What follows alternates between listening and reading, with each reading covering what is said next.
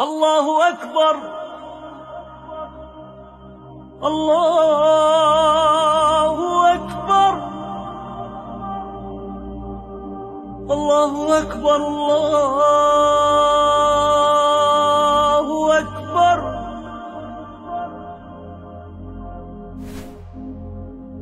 أشهد أن لا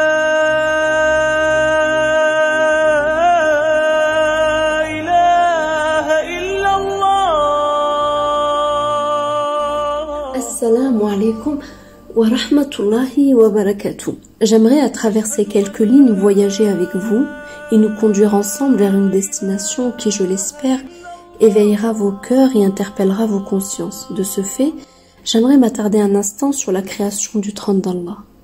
Ce trône composé de toutes les beautés, aux millions de perles, de pierres et de merveilles, aussi grand que tout l'univers, a le privilège de recevoir notre Seigneur, et cela à la manière qu'il sied à Allah subhanahu wa ta'ala.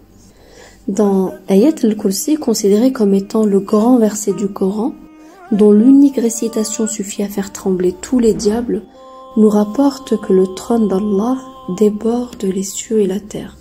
Pour vous donner une idée de cette proportion démesurée, j'aimerais que vous preniez un instant et essayez d'imaginer avec moi le trône de celui qui ne somnole et ne dort jamais. Sachez que notre univers mesure 93 milliards d'années-lumière. Subhanallah, c'est une chose inconcevable pour nos esprits.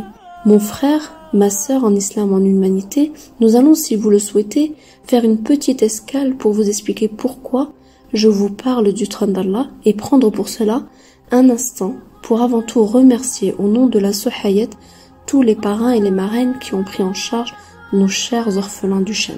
Grâce à vous, plusieurs enfants gardent aujourd'hui l'espoir que le monde ne les a pas oubliés et qu'il est possible de penser à un avenir meilleur malgré la situation dans laquelle ils se trouvent.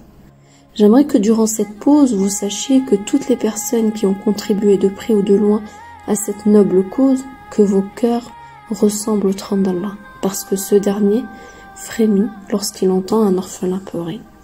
Al-Qurtubi rapporte que le prophète alayhi salawatu salam a dit « Quand l'orphelin pleure, le trône du Créateur frémit. » Alors, Allah, gloire à sa majesté, dit à ses anges « Ô mes anges, quel est celui qui a fait pleurer cet orphelin dont j'ai enseveli le père dans la poussière ?»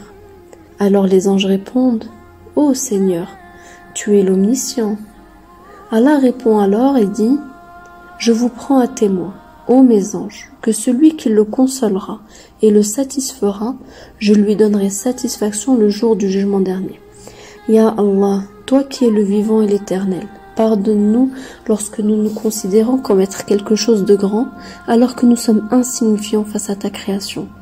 Nous savons pertinemment que tu n'aimes pas que l'une de tes créatures s'avilisse, car tu l'as créée avec sa dignité. Mais je te prie, Ya Rabbil Alamin, fais que nos poitrines se rappellent constamment de ta grandeur, de ta présence, et que nous puissions toujours marcher avec modestie et humilité sur la surface de ta terre.